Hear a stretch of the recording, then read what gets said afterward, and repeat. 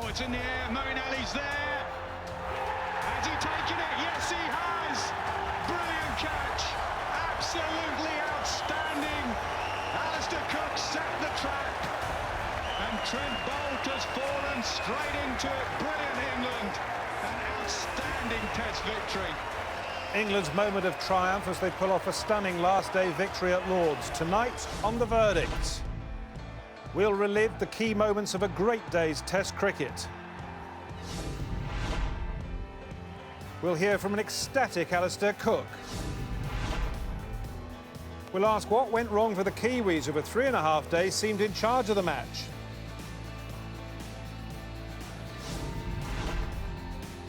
And we'll get the latest on England's new coach. Aussie Trevor Bayliss is the man the ECB are chasing. Well, a very good evening to you and welcome to our final verdict on the Lord's Test. With me are a slightly shell-shocked Jeremy Coney. Simon Jones, who spent much of the afternoon punching the air in triumph as the wicket started to fall. And, of course, Bob Willis, who I would hazard was maybe just a little surprised, Bob, with the way that the game and the day turned out. Absolutely incredible stuff, wasn't it? They say a week's a long time in politics, 3 weeks a long time in cricket. Remember those glum faces on the outfield at Kensington Oval, Bridgetown, Barbados?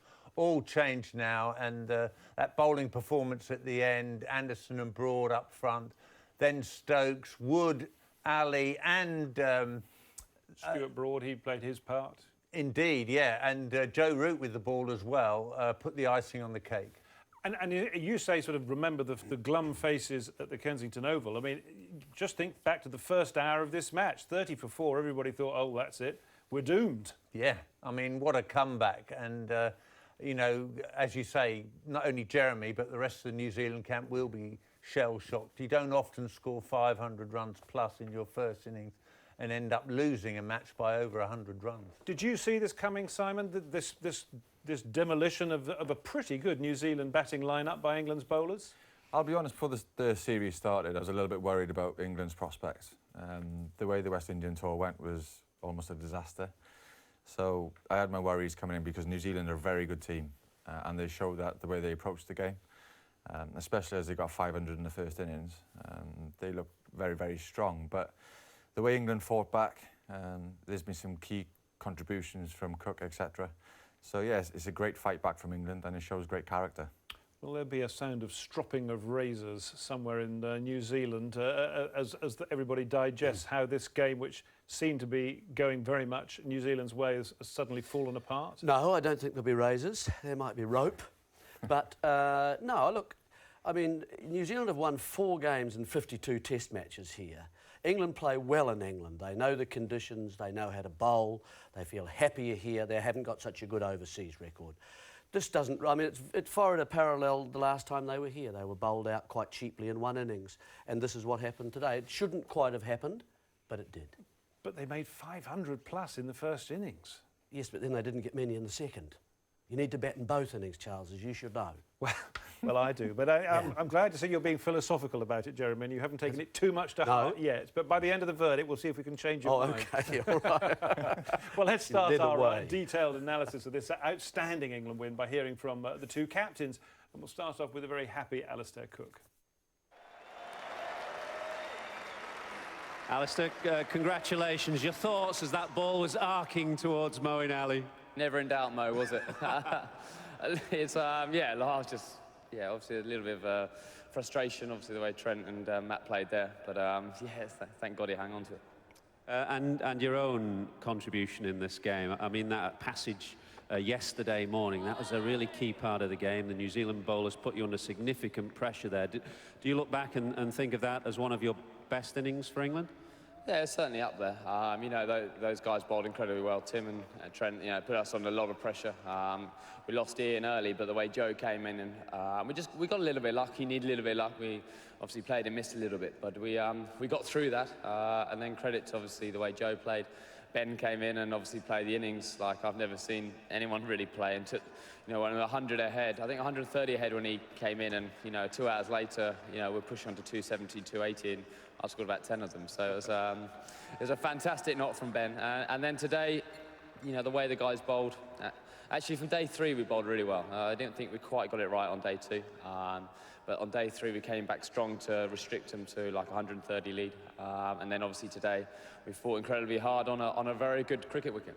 And it wasn't just the Jimmy Anderson show. I mean, he's an outstanding bowler and on 399 wickets now, but contributions from all your attack in this game must have pleased you, particularly Mark Wood making his debut. He looked good.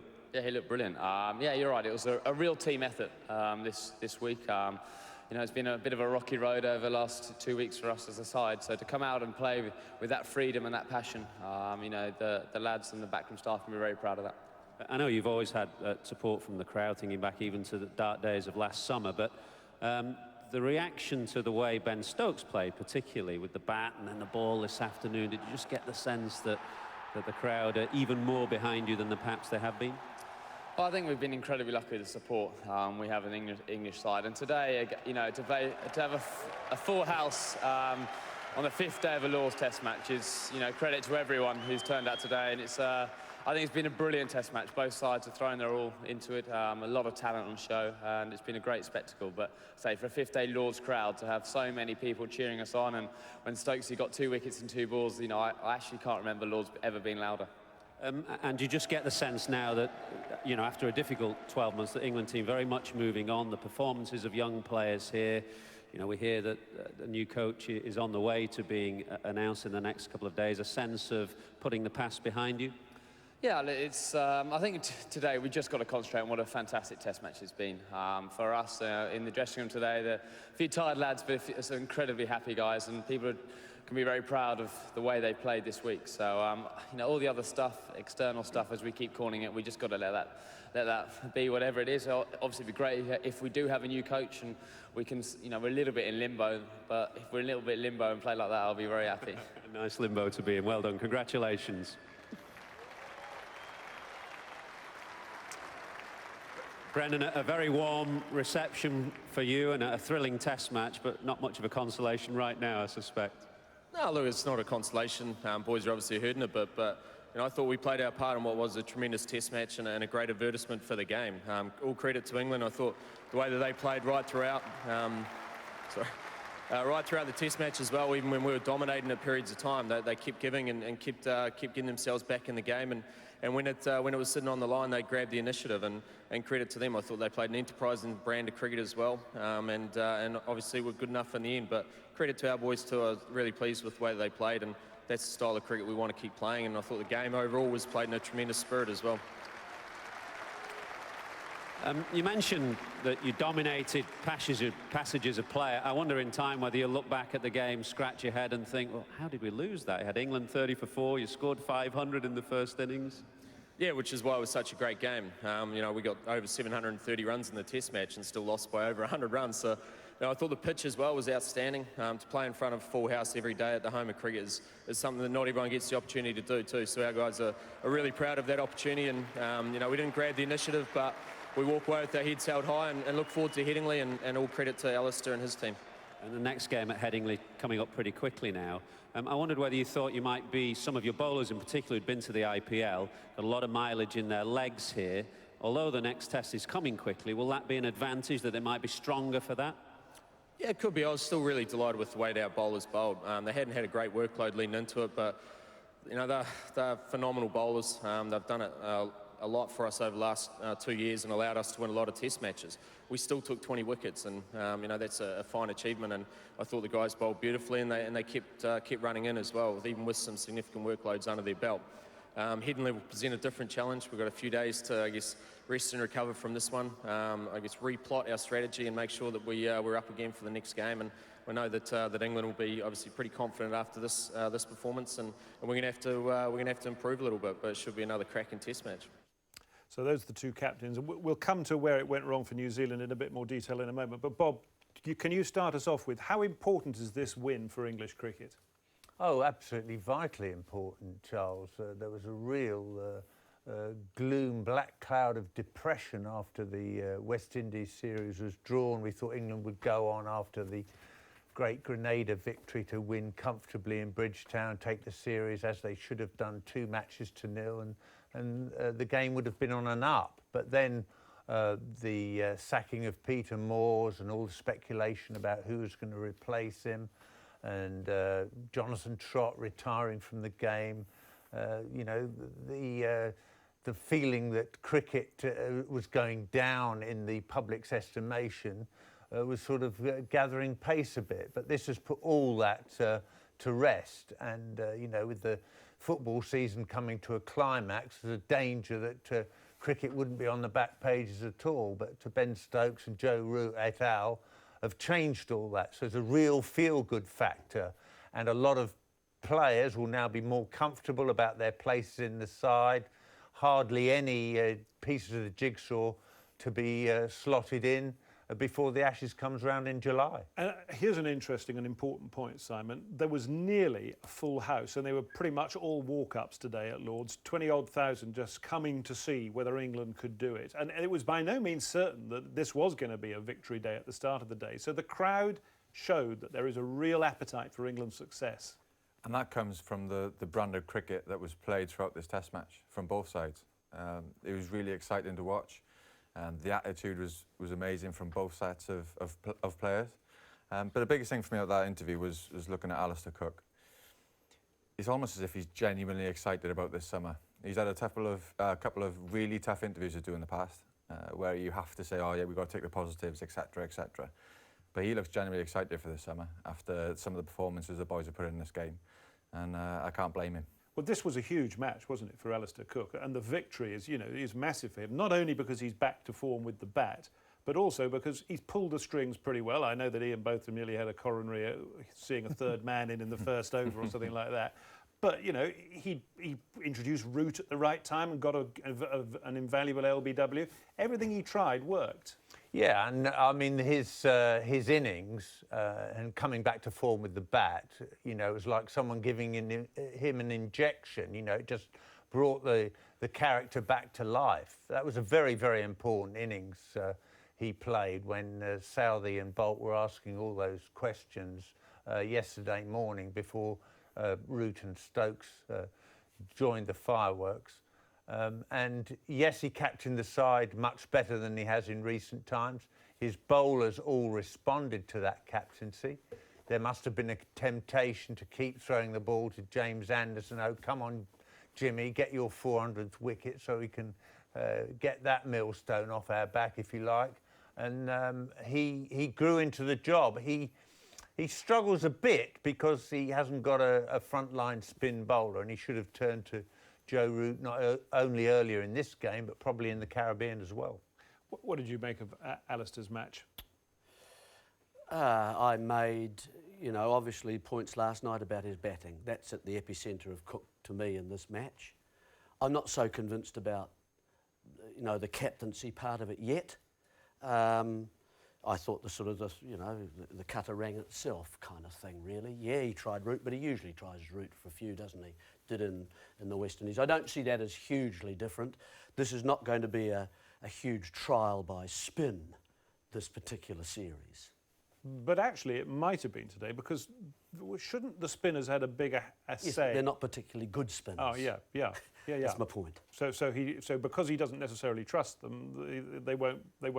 Well, I thought Ali had a quietly very good match at number 8. He got a couple of innings, he got runs in both innings, and then he got 3 wickets in the first innings. But he can do a job as well. He does a job, but he's not a dangerous, you know, international spinner yet. A Graham Swan, let's be honest. You know, Swanee's in a league of his own. But yeah, Mo has he's taken some important wickets and scored some runs. The series and throughout the early part of this match, that one of the constant themes was, well, of course, we've got 2 captains here. We've got the brilliant Brendan McCullum, who will always try things and is an inventive leader, and everybody will follow him everybody will follow him over the top. And Alistair, who's a bit of a plodder and a bit of a stick in the mud and is really rather boring. But of course, it's Alistair who's won. Now, is that because actually doesn't make him a better captain? Well, I was going to ask. It may be his rather sort of more tortoise-like approach was the way that you were going to win this game. I think his bowlers won the game for him this afternoon, Charles. What about was there any suggestion at all today, if England weren't bowled out, that there was going to be a chance that England could win, unless they did what they did. No. Yeah, the There declaration was about to come, surely. Charles, there was no evidence to me this morning that the people were really going after it. There was no evidence last night for the last 5 or 6 overs that England were going to go for it. Now, I don't want to pour cold water on this little happy party, but the fact of it is, where was the evidence? It wasn't there. And as I said last night, that's the most likely way England are going to win this game. Let's turn our attention briefly to New Zealand, if we may. Yes. Brendan McCullum putting on a brave face and saying, well, it was a jolly good game of cricket and we're very privileged to have been part of it. I mean, who's he kidding? He must be absolutely spewing that he's got bowled out in 60-odd overs on a pitch which has been full of runs. Yeah. Of course, he'll be really disappointed about that, and they have to look at the batting. New Zealand generally were pretty underdone. They relied on one batsman who got the sort of 50s, 60s in both innings, whereas England had more telling contributions from more players in both innings.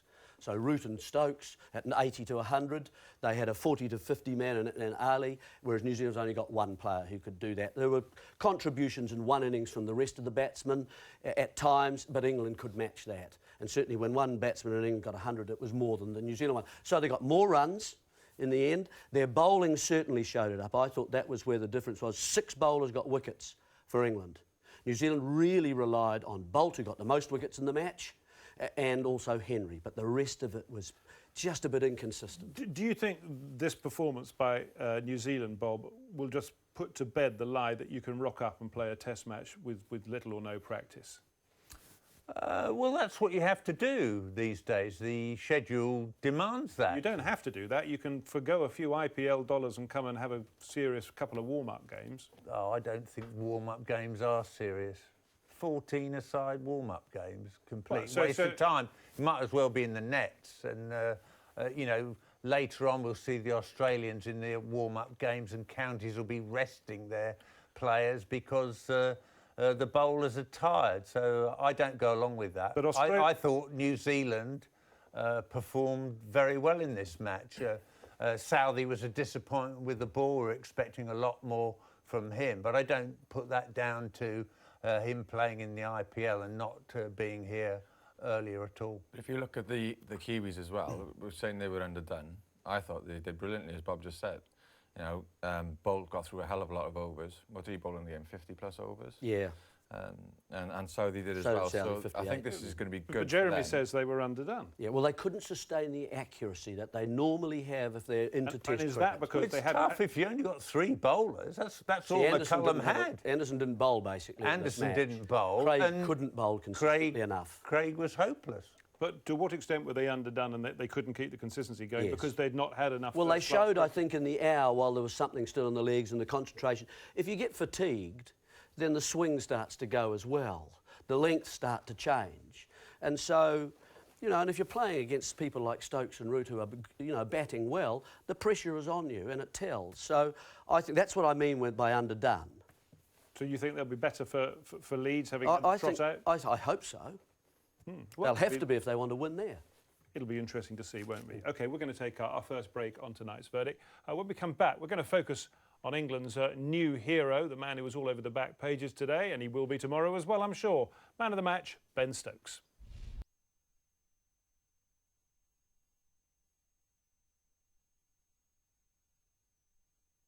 To shed. So while there's moonlight and music and love and romance, let's face the music and dance. Let's face the music and dance. Oh, beauty. 3 figures for Alistair Cook. He's back in the groove. Yes! Ben Stokes, fastest century at Lords. Let's face the music and dance. Let's face the music and dance.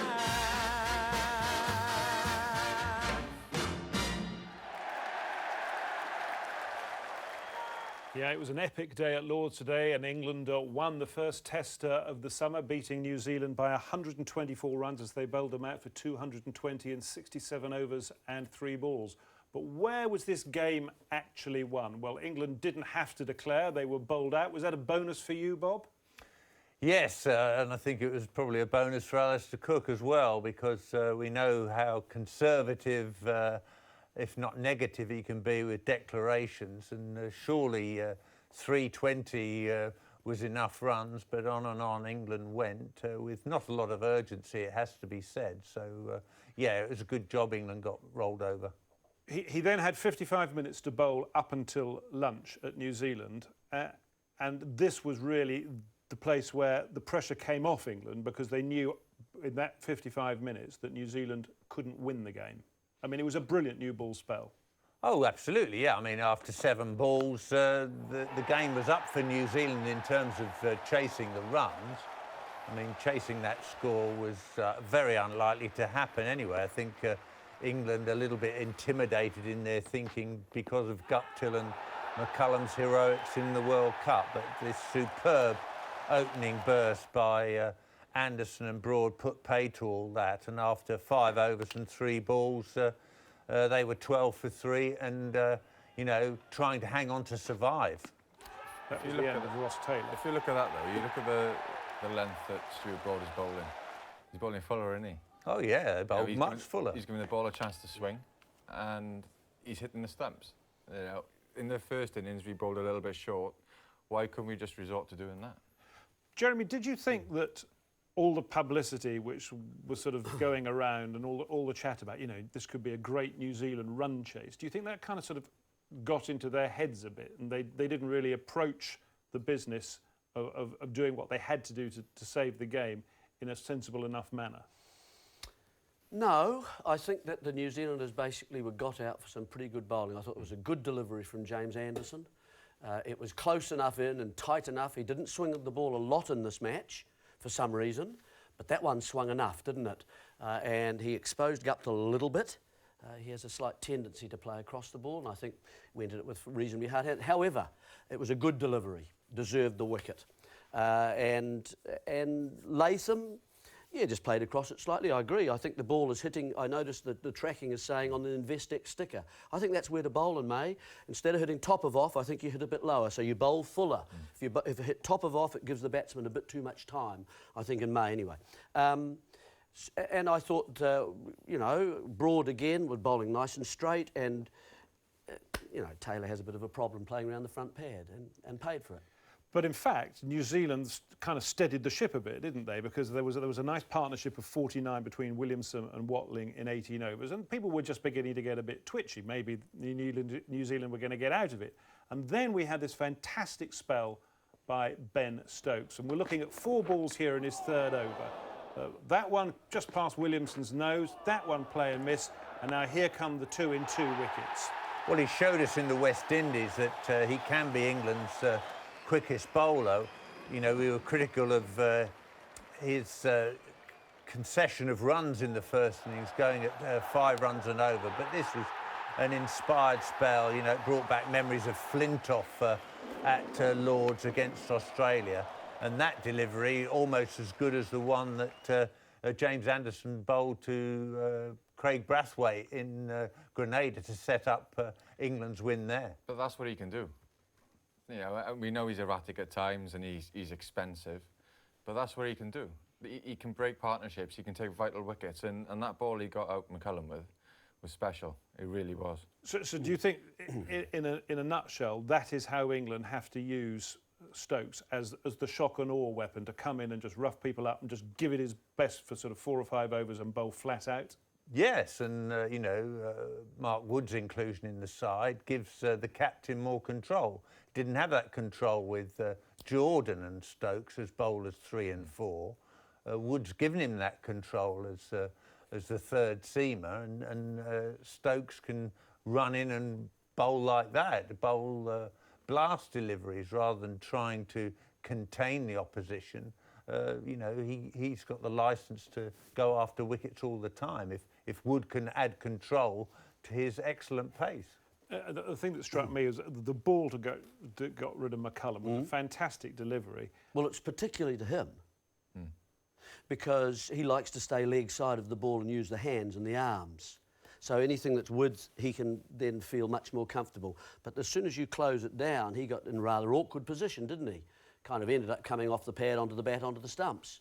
And so to close that down and not allow him that arm room, so that's the important part for me. And that's 65 for 5, and in 2 balls, you know, Williamson has gone, who's the rock, and then suddenly the inspiration has gone for New Zealand. Yeah, well, the Williamson one is almost more important than McCullum, because the game, as Bob says, is sort of gone at that point in terms of winning it.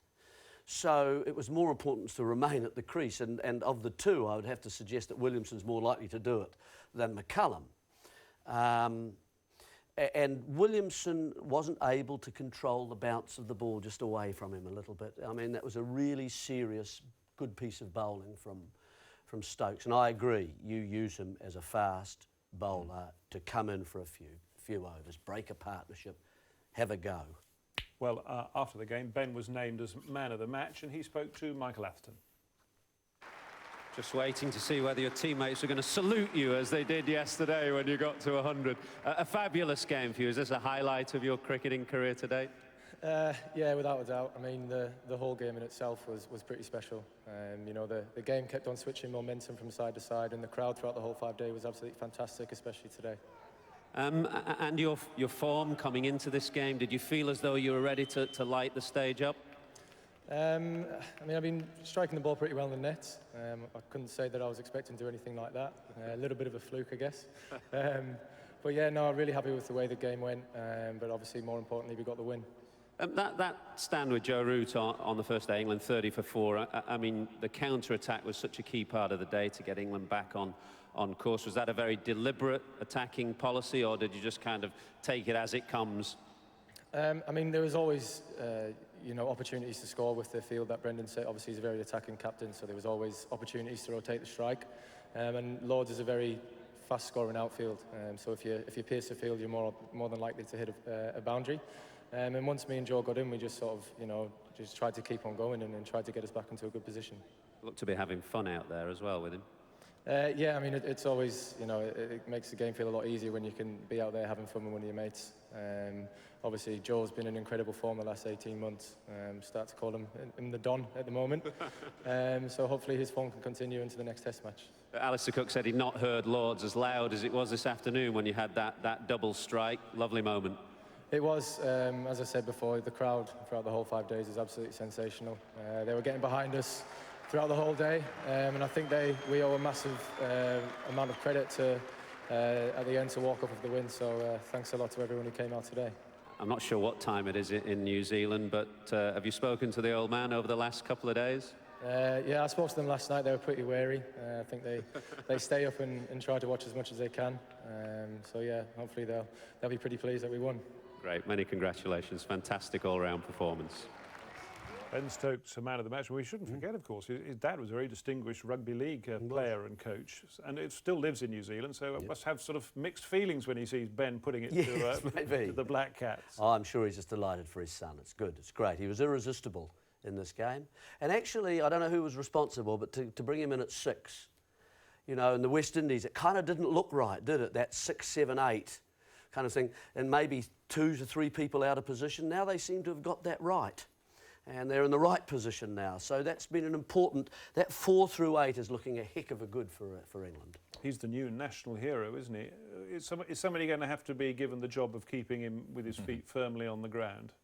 Oh, I think he's learnt from his mistakes, and there have been a few along the way. We mentioned in previous verdicts, you know, getting sent home from a Lions tour isn't really the way to start off your international career, and breaking your hand punching a locker didn't help either. But he's learnt quickly, and he now feels at home in that environment, and he said himself that it's a happy environment, and that little imp Joe Root is probably largely responsible for that. Well, we'll talk about Joe Root and the impishness in a moment or two, but let's focus on another real positive to come out of the game for England, and that is Mark Wood. An impressive debut? Very impressive indeed, because it wasn't really necessarily his type of pitch. You know, he's a bang-in bowler, but I thought he adapted to the conditions and the environment very well after the disappointment of the wicket from the no ball. And as I mentioned earlier, he is going to give Cook more control than a Chris Jordan or a Ben Stokes in that third seamer role. So very, very encouraging start for him. And, you know, if his body holds up, we all have a few reservations about that run-up, but he's comfortable with it. It worked for him, and I think he'll only get better and better. Today he took a key wicket. He only took the one, but it was Watling, and this was a proper wicket for a fast bowler, wasn't it? Off the nose, off the glove, through to the keeper. This is what you want to see. You want to see the batter jumping up and gloving it. It was perfectly directed bouncer. He'd bowled a couple before that, which were a little bit too high, but that's bang on the money. It's at good pace, and Watling couldn't do anything about it. To be fair to Watling, he batted really well. He's a really gritty, nuggety, typical kind of wicket batsman. But yeah, he had a pretty good game, really, didn't he? He did, yeah. He kept wicket for about 10 overs to start with, then he went off, and then he just batted. That's it. That's the way to play. Yeah, I would, I'm sure, is going to play a further part. I share the thought about injury, but he got important wickets in this match. He got McCullum in the first innings when he was on 40-odd, didn't he? And he looked likely. He beat the bat enough to keep interested and everybody interested, and then, as you say, Watling. So he did well. Good start. And the other thing about him was, and indeed about this whole performance, was England appeared to thoroughly enjoy each other's company. They look like they're going to be a bunch of mates, aren't they? I mean, you know, Joe Root, as we say, the impishness. Then there's Wood on Trigger, the imaginary horse. And Joe Root, you just feel, is very much the heartbeat of the side. Yeah, and it's great to see, you know, the young players, if you like, taking over that role in the dressing room from the old guard. You know, Peterson has gone now, Trott's gone now, some of the old favourites have left the dressing room, and you feel that this new brand, you know, I mentioned the word imp there, that Root is, and you can tell what a character Stokes is, and we've seen that, you know, Wood's not an automaton either. He's got a bit of character about him, and you've got, you know, you've got the senior players there. You've got Bell and Cook and Anderson and Broad in the bowling department. But I think this new broom is sweeping clean. You need to enjoy, though, and that's the key thing. And I love his attitude. You know, he's doing a salute on the balcony. You know, there's a massive thing made about that in the West Indies. But as you said, they're playing with smiles on their face. That's a totally different environment, changing environment to what we saw in the West Indies. I don't know what's changed. Well, I was going to say, is that down to Andrew Strauss, and is that down to with Peter Moore's not there, Farbrace trying to give them their heads? Possibly. I just think they've taken it upon themselves just to really get stuck in and try to prove a few people wrong. The manner in which they've taken the field, they've backed each other up. They played with great energy, with super talent, and yeah, they look a different team. It takes two to tango, though, Charles, and New Zealand have to be given a lot of credit. Yeah. And you know, Jeremy made a good point last evening. You know, this is not a matter of life and death. It's a cricket game, and it's a cricket match to be enjoyed, and that's what came through this match. Although New Zealand lost it, I think everybody amongst those 22 players enjoyed the experience. But would you be quite as philosophical if that had been England who'd been bowled out in 67 overs and gone one down? Well, no, but I mean, both sides contributed to this match, and you know, I would have been full of praise for New Zealand if they'd been able to bowl as well as England did in that fourth innings. You know, McCullum would have declared earlier and you know, set a realistic run chase, but that's neither here nor there. It was a wonderful game of cricket, brilliantly supported by the public. You know, to have you know, the second string series of the summer, if you like, that well supported, full houses in May when the weather can be brutal. Happily, the weather behaved itself. And a final question for you. With this new happy breed taking England forward, is this going to just finish for all time, the whole tedious KP debate? Well, that's up to the people running the game. Andrew Strauss is now in charge. He's the director of cricket. He said there's no way back for Kevin Peterson. It may rear its head again if England lose the Ashes in embarrassing circumstances. But another another half season will have gone by, another half year will have gone by, and Peterson will be too old to be considered before you know it. So England are one up with one to play, and if he was watching at home in Australia, the man who apparently is going to be England's new coach very soon will have been extremely impressed, you'd have thought. That man, by all accounts, is Trevor Bayliss. We'll tell you all about him after the break.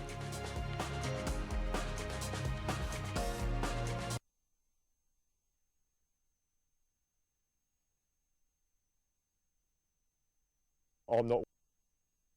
.com/Brookgavin. Hardy sponsors England cricket.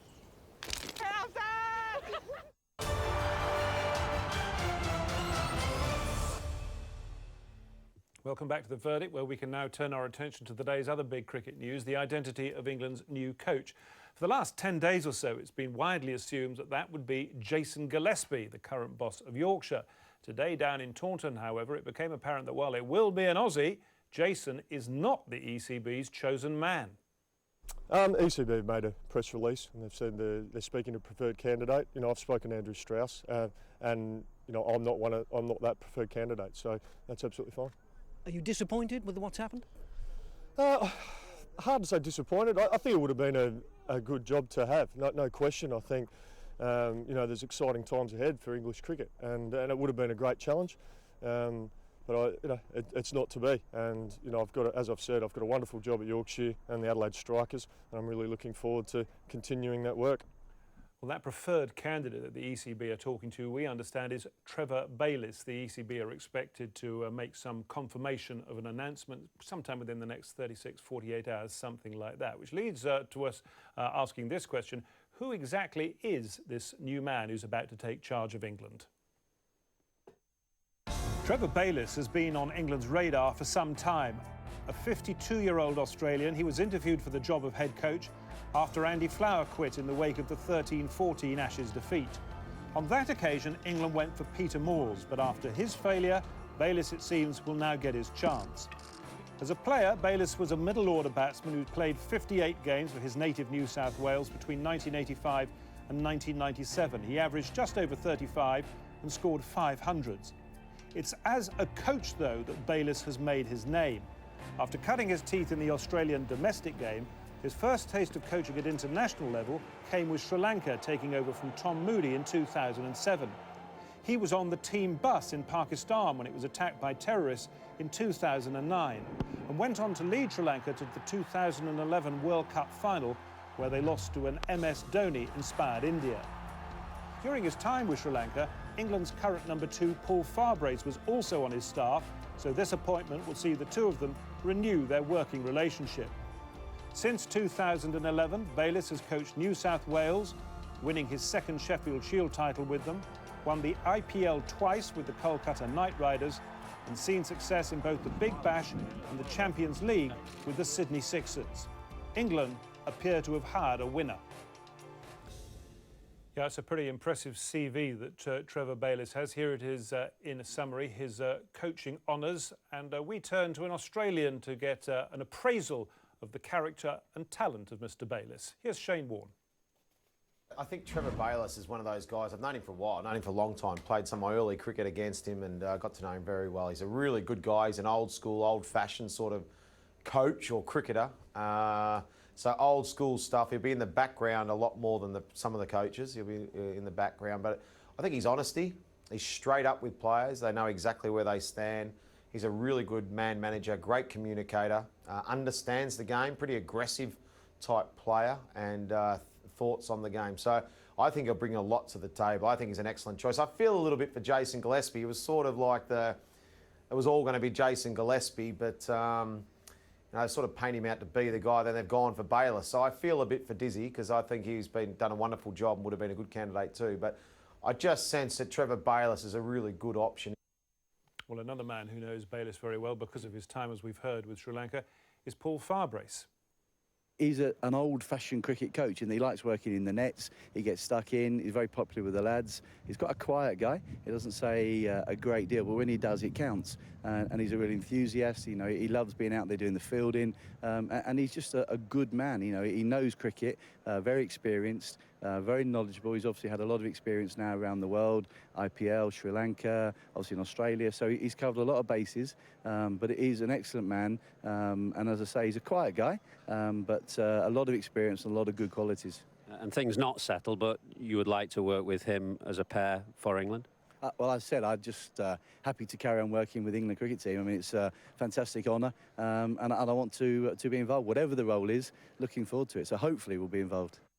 That's Paul Farbrace, who actually has a very important role to play in the new setup, Bob, because let's face it, Bayliss won't know too much about county cricket and the way we operate over here. So Farbrace will be the link between the English counties and the way the system works and Bayliss. Yeah, and they worked very well together when they were in Sri Lanka. That was a real upsurge in Sri Lankan cricket when they were together. But Trevor's appointment will be a lot about one-day cricket. That may have been the telling thing about this appointment, because, you know, his first task is to get England's one-day cricket respectable after the disgrace was the performance in the World Cup. So I think his success in virtually every one-day side he's touched is a telling thing. I like to hear from Farbrace and Warne there that he's old-fashioned in his style of coaching. What do we think that means? Well, it means he's in the background. He doesn't give interviews talking gobbledygook all the time. He's in the background, and if he had any sense, he'd do what Duncan Fletcher did at India and say, part of my contract's not talking to the media. My job is coaching cricketers. I quite like the part where both men said he's quiet. I remember I said this last night, give international players space to think about things. But also, at that level, you don't really need to do that much coaching, do you? You're almost Hopefully not. You're a facilitator. And I like the fact that Shane Warne said he keeps it simple, he's old school. I think there's too many coaches these days that there's a case of job justification. They have to be seen to be doing things. I like the fact that he sits in the background, and that's the way he likes to work it, and I think it'll really work in that team. Does the Bayliss appointment, in a way, just point to the ECB's appointment process last time around? Because Bayliss was on the list and he was widely thought of, but they went for Peter Moores, who was described as the best coach of his generation. Well, that didn't work out, so they've gone to the second choice, if you like, from that recruitment process. Well, I think the reason Peter Moores got the job last time was because he was English, and England wanted to appoint someone from England after Flower and Fletcher, if you like. But it didn't work out, and they've looked around. They've had a headhunting company helping them, and they can't find an outstanding English candidate. So they didn't want to give it to Paul Farbrace. So they've gone, as you say, to the second choice last time. He'll always have the spectre of, oh, what did he do in the international arena? Because the answer's nothing. That seems to be a modern criticism, but you know, the New Zealand coach didn't achieve anything in the international arena, and he's doing a pretty damn fine job. But you can surround yourself with international players too, can't you? Rem Prakash and Otis Gibson's there and that sort of thing. And what about Jason? Do we feel that he's been sort of, you know, he was sort of trotted out there as the admittedly probably by us, the media, as the leading candidate, and it was going to be a coronation, but as so often happens in these cases, that's not the way it's turned out. He was the only guy that was really spoken about in the press. That's all we kept on hearing was Jason Gillespie, and you know, what were York's going to do when he leaves and this. But yeah, he'll be bitterly disappointed, obviously. He's in a super... Well, I wonder how disappointed he'll be, because we know he's got a young family. He'd have been away from home so much of the time. I wonder whether deep down he thought, God, it's just not quite right for me at this time. Professionally, he'd love to have done it, but there's more to life. And knowing Jason as we do, there's more to life sometimes than living in hotels and on the road. Yeah, but I mean, if you're offered an international coaching job, you want to take it. You know, it's like a play. You want to test yourself against the best in the fiercest environment. So, yeah, we all feel sorry for Jason. Right, there's another Test match coming. Leeds. What are we expecting there, Jeremy? New Zealand bounce back? Well, I don't think there's a huge difference between the side, Charles. You know, if one New Zealand batsman in the top order had batted, That was all the difference was of saving the match. It's only 8.5 overs. So, you know, I don't think it's all doom and despondency for New Zealand. I think they'll be better for the gallop. They played their part. They'll be disappointed, but no, they'll be ready. And I don't see any reason why they can't turn things around. Simon, what are you expecting? I just hope the England boys are having a couple of quiet beers to enjoy this. It's the best they've played in a long, long time. They've got a lot to look forward to this summer. Rest up and hit the Kiwis hard in Headingley. And of course, Headingley, well, Jimmy needs 1 for 400. Cook needs a handful of runs to become the most prolific England run scorer in Test cricket. Should be a great occasion. Yeah, let's hope, like at Lord's, the weather behaves itself, and let's hope that there are a lot of Yorkshiremen supporting the Test match. There'll be a couple of them in England's lineup. Well, there will indeed. And England to carry on with the good work, or should we expect sort of, you know, nothing too dramatic? I think England will carry on with the good work. You know, New Zealand have got to find another support bowler to help those 3 frontline seamers. That is for certain, because clearly Mark Craig's not going to do that job for them. Gentlemen, thank you very much indeed. You're going to be up in Leeds, so you won't be with us for the next verdict. That's sad, Jeremy. But I shall limp away into the night. we wish you well. Thank you. But Simon, you'll be back, and of course you'll be here, ready to deliver your verdict. Bob, excellent.